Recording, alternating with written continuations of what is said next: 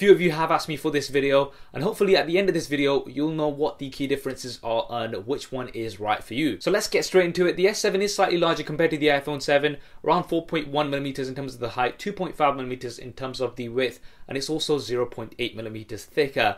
The bigger device overall, but that is because it has a larger display, 5.1 inches versus 4.7 inches on the iPhone 7.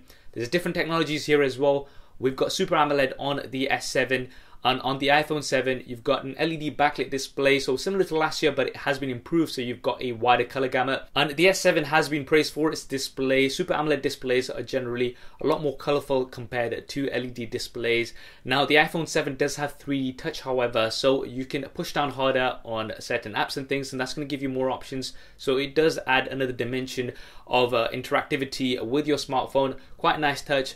And the S7 has an always on display, so if you want to leave your time and maybe your calendar, and it will show certain notifications as well just at a glance on your desk. Now this hasn't been updated to what we have on the Note 7, so you don't have notifications from apps and things as yet. Hopefully that will come soon. Now one area where the S7 wins hands down is on the resolution. You've got Quad HD, so that's 2560 by 1440, around about 576 ppi pixel density.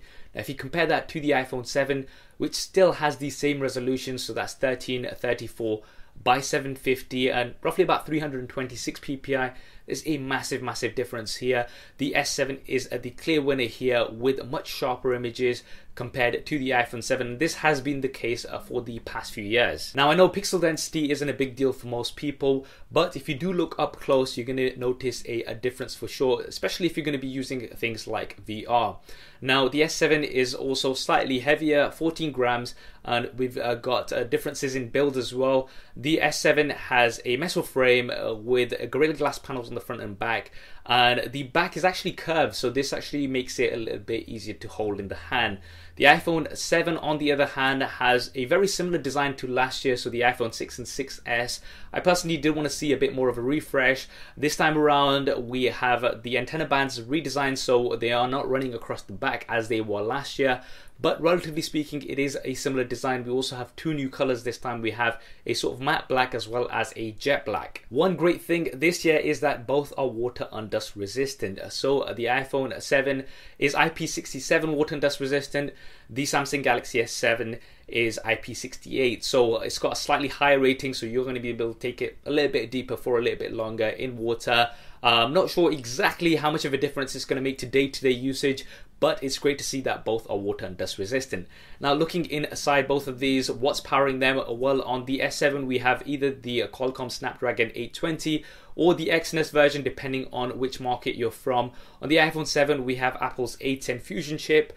Now this has quad cores this time, so you've got two cores which are not as powerful, and you've got two more powerful cores, and this is supposed to save battery depending on what applications that you're using. In terms of RAM, we have 4GB on the S7. We're not sure exactly what RAM we have on the iPhone 7. I believe it's 2GB, but this has not been confirmed by Apple. Now in terms of performance, we are going to have to test these side by side. You have to remember that the iPhone 7 is not pushing out anywhere near the number of pixels that the S7 is, so this is definitely going to have an impact on performance, and loads of these other things in terms of software optimization and things do go into it, so these will all come into play. And the iPhone 6S was pretty fast, especially in terms of multitasking and reopening apps when I did do my test last year, so that is something to bear in mind. Now in terms of storage, the S7 has 32GB as a base model, and you do have a micro SD card slot, so you can expand that storage. On the iPhone 7 they have finally got rid of 16GB. I'm so glad that this has happened. If it hadn't happened, I would have not bought the iPhone 7, because that would have been a big disappointment in this year. But we do have 32GB as a base, and then you also have a 128GB model as well as a 256GB model. Now you're going to have to pay extra for those additional storage options on the iPhone 7. On the S7, the advantage here is that you won't have to spend as much, because you can just pick out a micro SD card.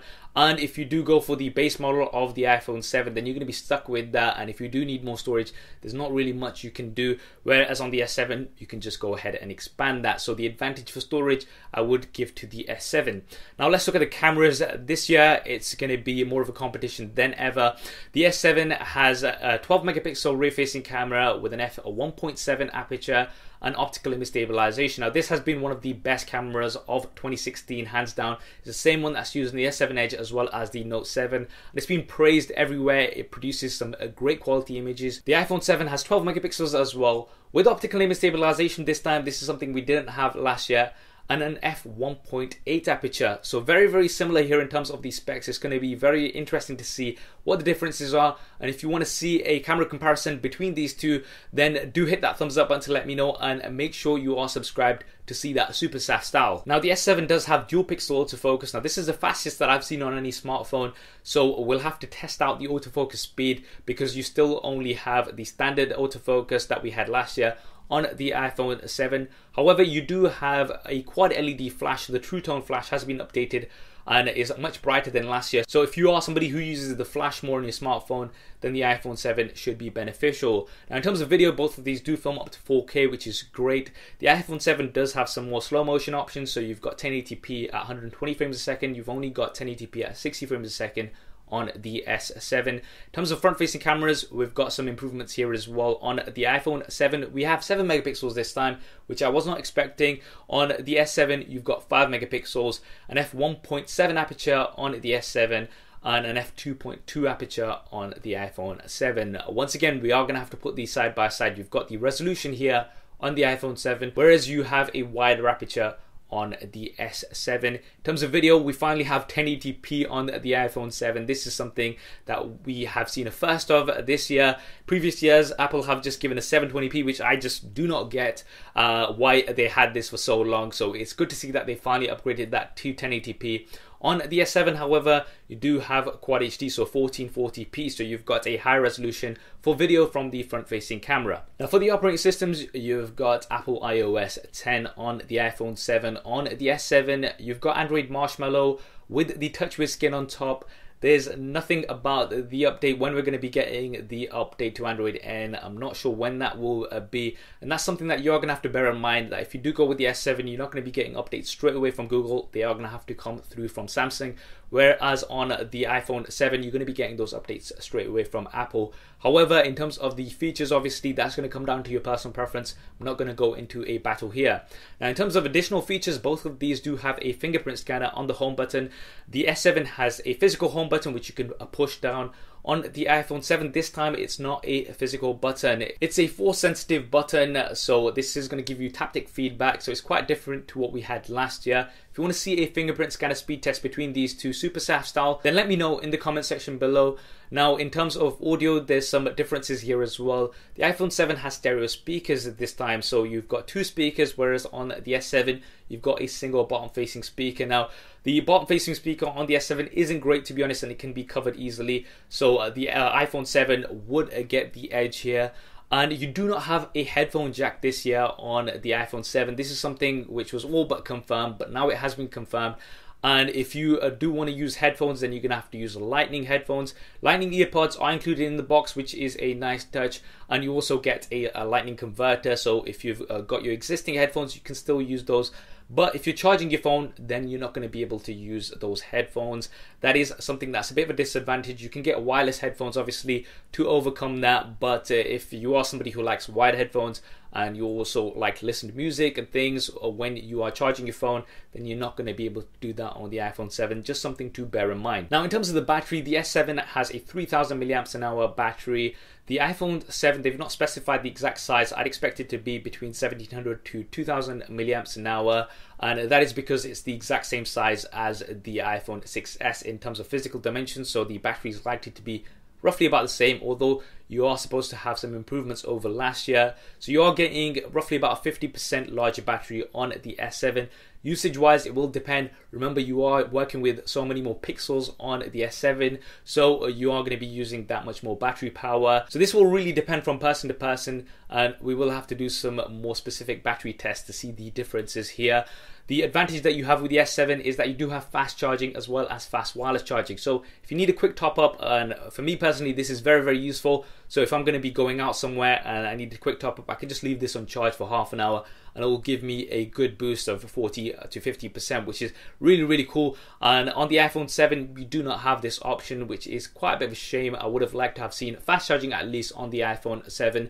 Wireless charging is also useful, so if you just want to drop your phone on your desk where you've got a wireless charger, that's just going to start charging it straight away without any wires. And you've also got fast wireless charging, so it does charge it up quite a bit faster if you have Samsung's fast wireless chargers on the S7. This is not available on the iPhone 7. Now finally, looking at the price, the S7 you can pick it up for around about £550 here off contract, or roughly about $650 in the US. So it has been out for a few months and this price is likely to also drop a little bit more going forward. With the iPhone 7 it's going to be coming at £600 here in the UK, around about $650 in the US on launch. So you're going to be paying roughly similar sort of prices. You're going to be paying a little bit more for the iPhone 7, especially here in the UK and in the coming months, because it is a newer device. So that is just something to bear in mind, but generally speaking it is roughly about the same pricing, that flagship price. And the iPhone 7 is going to be available from the 16th of September, whereas the S7 is currently available everywhere. So there we have it, the comparison between the Samsung Galaxy S7 and the iPhone 7. Those are all the key differences. Now both are pretty promising devices here, and this year you are going to be paying about the same, and there's lots more comparable things such as the camera specs as well as the base model. You now have 32 gigabytes on both, so it's going to come down to your personal preference. Which one do you like better? Drop me a comment below and let me know your thoughts. I hope you enjoyed this video and found it useful. If you did, then please do hit that thumbs up button. It really does